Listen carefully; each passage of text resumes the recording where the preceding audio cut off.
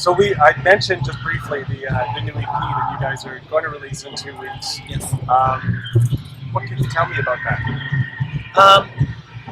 It's kind of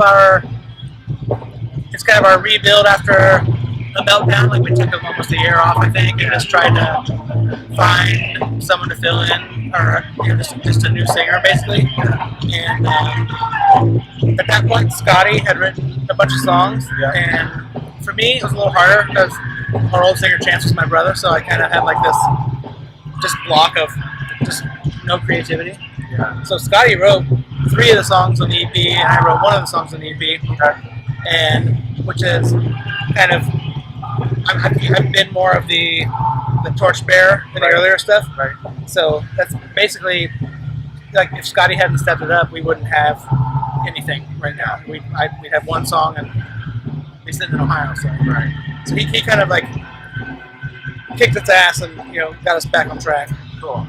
Now, was it written as an EP, 4 songs, or is it like a prelude for some other stuff and you're going to serve as an album with it in the next? It'll be, we'll definitely record an album. Okay, cool. Yeah. I think it's smart to get out there with... I think what we want to do is instead of just wasting all this time and not even being done now maybe with a full length, let's get 4 badass songs with a new guy and try it out, and then see. There's no reason to just pour the whole bucket out. Yeah. And then Adam's from Vale of Maya, right? And he's also for us, a more important band. He's in Wolfhammer. Okay. All right. Cool. Yeah, he was only on the first Vale of Maya record. I think I've seen them so many times, and I know that there's been some significant... A very early tour Skeletonwitch did with Vale of Maya. Adam was singing, and then we did this tour with Black Dahlia Murder and Wolfhammer, and Adam was there. And we were like, Adam? He's like, yeah. We're like, holy shit. Yeah. Last time we saw you, this was way different scenario. You were 16. Yeah, you were 16. He's now officially the youngest Skeletonwitch. And he's into it, right? He knows you guys too. Oh, yeah. Crazy. Oh, yeah. Yeah, he showed up and he knew the songs. He was excited to do it. Right. I think he's been a fan of the band. Yeah. For a long time too, which obviously helps. You don't want someone who just, wants to tour but doesn't know the band, doesn't know the material. Well, and if he's looking for dollar signs, he's joining the wrong band anyway. So, is there any dollar signs in rock and roll? a few. Honest rock and roll that you want to play. There's fewer dollar signs in what you want to play and more in what you don't want to hear. So what did you do today then? Did you play new material? Yes, we played the entire EP, I figured. and then we played just the remaining time with Some older stuff. Yeah, a couple songs that we had never played before, like "Gorge Upon My Soul" off of "Breathing Fire." We've never played until this tour, and "This Evil Embrace" off of "Serpents Unleashed." We've never played until this tour, and then of course we played, just what we'll loosely call our hits, like. As Sebastian Bach is the soundtrack for this interview, yes, I believe that Pop Evil was the soundtrack for, or no, you were the backdrop for my Pop Evil. Oh yeah, so it's kind of like a. It's paying it forward. It's like that 3-ring thing that you're in before you go to space. I love looking at interviews that are serviced. Just like that. I love looking at interviews that are serviced at festivals like this. They're all like back noise and right. Unfortunately, we can hear a lot more than that can probably hear. Yeah, exactly. How do you feel the 4 songs on this EP differ from what you've done in the past, aside from the obvious different vocalist answer? I think the biggest difference is I feel like there was maybe for Scotty maybe more of a just creative output, like he could maybe felt like he could do more, and I really think that's. Even the song that I wrote, it's still not just like this crazy thrash song. It has a little more depth. I think it's just aging, getting older, progressing in the band, and then for Scotty, the most I think is because he kind of felt like he could just give us the stuff that he wouldn't give us before. Yeah.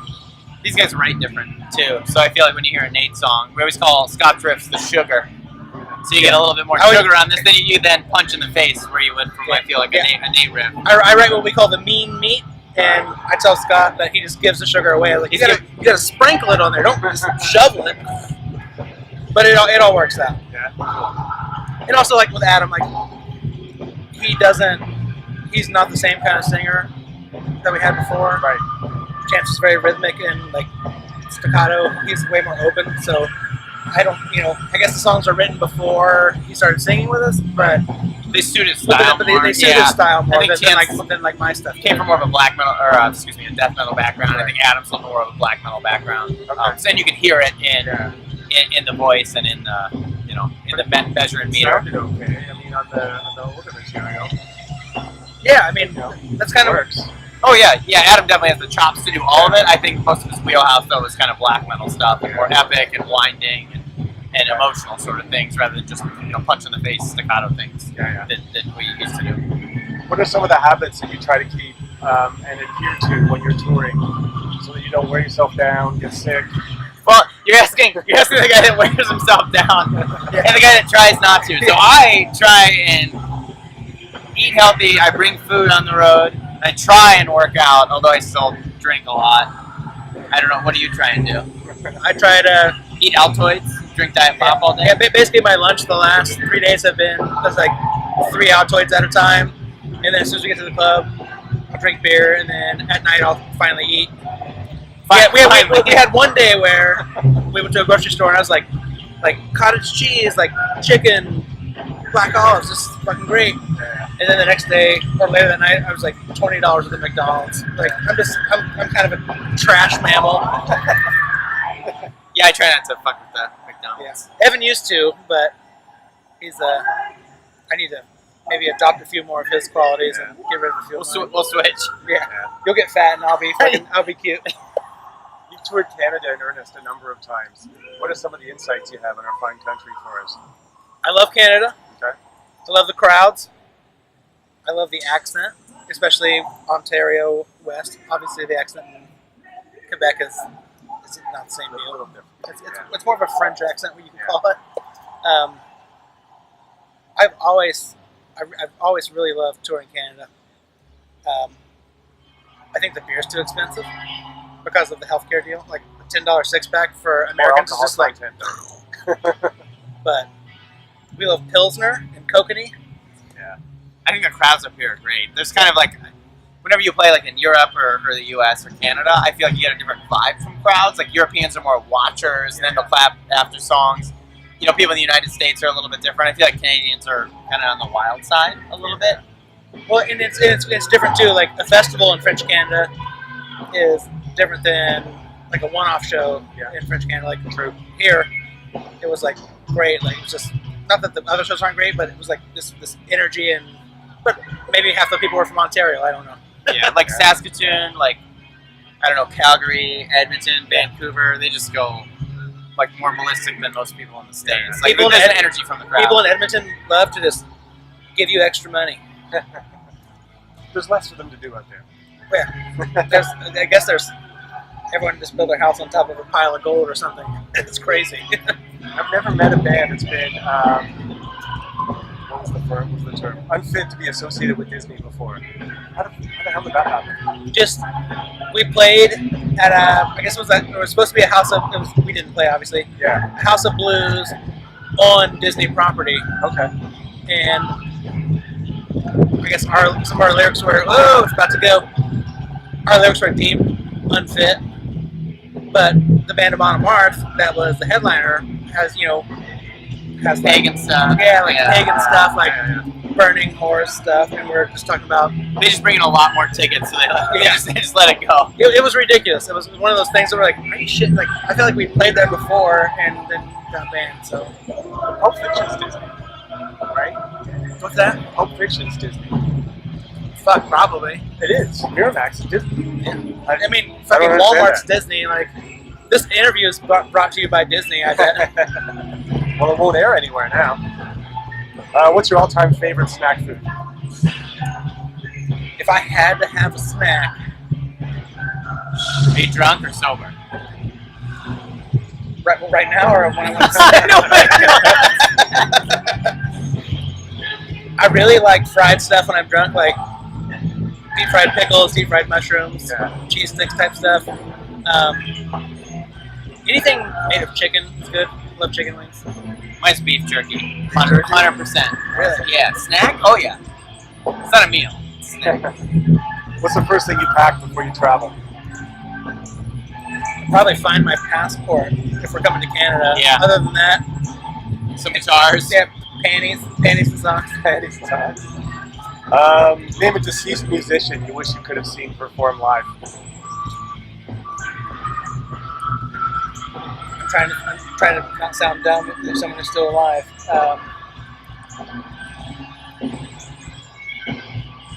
This is a hard one. You Mine's guys, Towns Van Zandt. Okay, cool. For sure. I'll 100%. ask another question. I'll come back to that one. 'Cause How about an artist that you buy everything from when you walk into a record store?